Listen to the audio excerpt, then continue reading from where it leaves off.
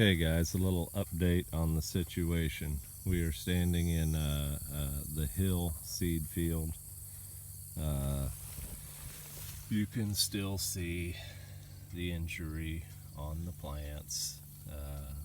This field was inspected last week. What I want to talk about today is about management. So it's been 4 weeks now, and I have still not received word from my certifier. They've had all of my documentation for 4 weeks now, and I have not heard back from them. They tell me that it is close to being finalized. But anyway, the discussion that I want to have today is about how I deal with it. And so the reality of the situation is that organic certification is a compliance or verification mechanism. So how it works is that the USDA accredits certifiers, and those certifiers are responsible for ensuring that I am compliant with, they verify that I am compliant with the National Organic Standard.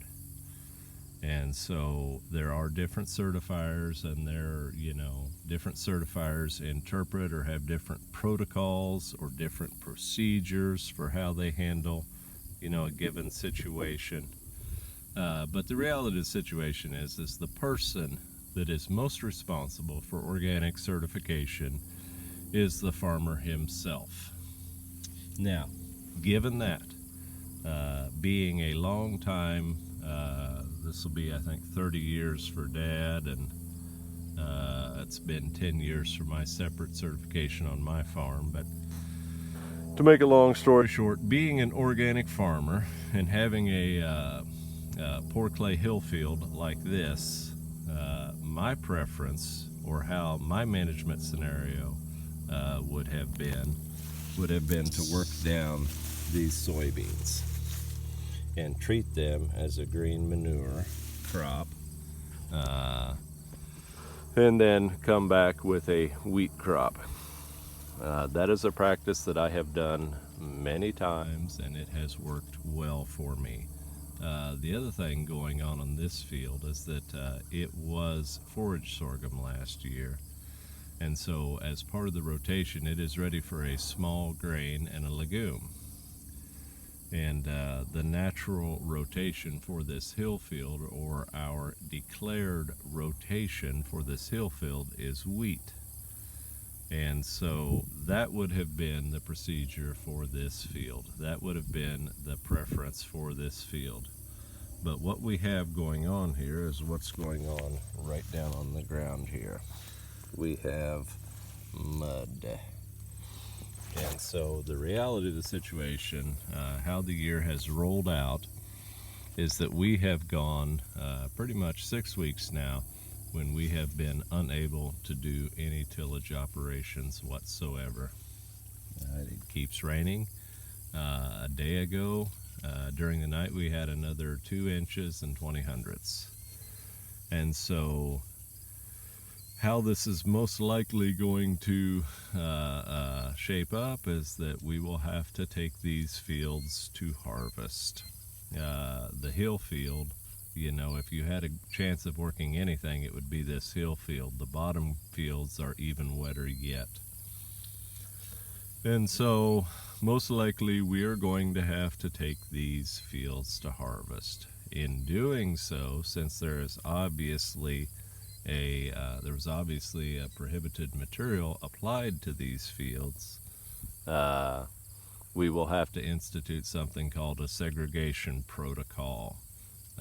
We are in effect going to be doing what is called parallel production, and that is producing a crop organically and conventionally at the same time.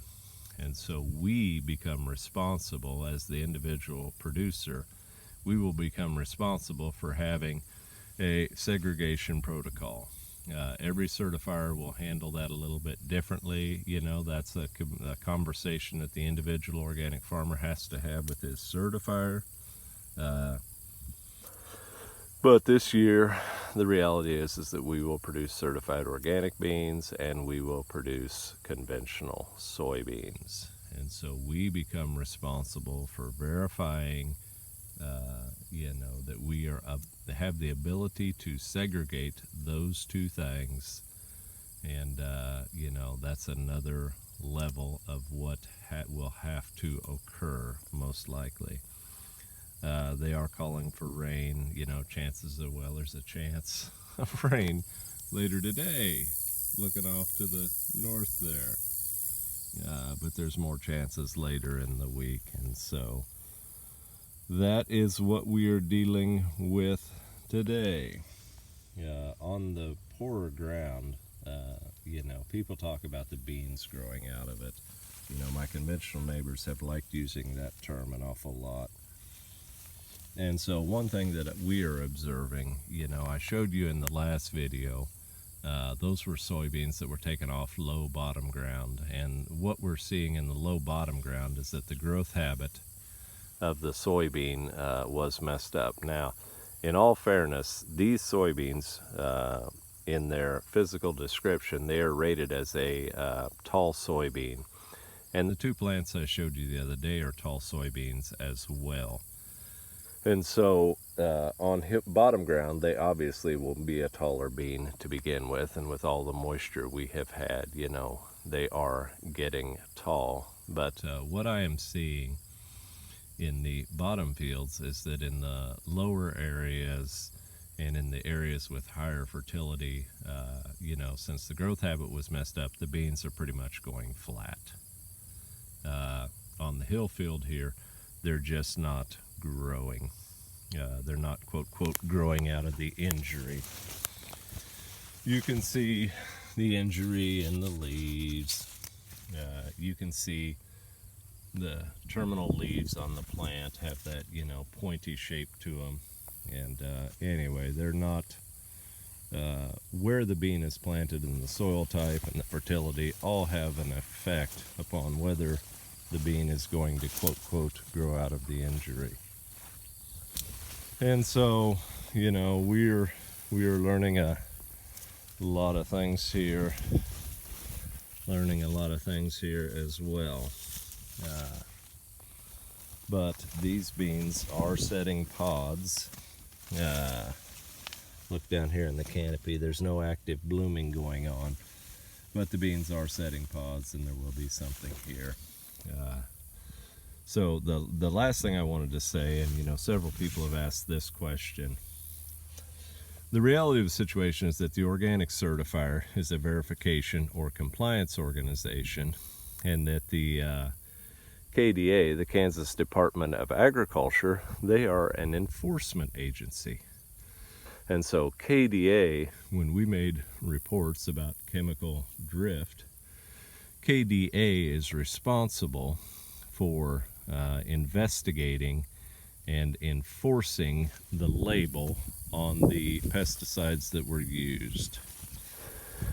And so if there is a label violation, they're the ones who are responsible for that enforcement action, whatever it is. And I did have a conversation with KDA, and KDA informed me that most likely the reports, we had multiple reports, but that the reports or the final findings, or whatever you want to call it, they will not be done most likely until after harvest.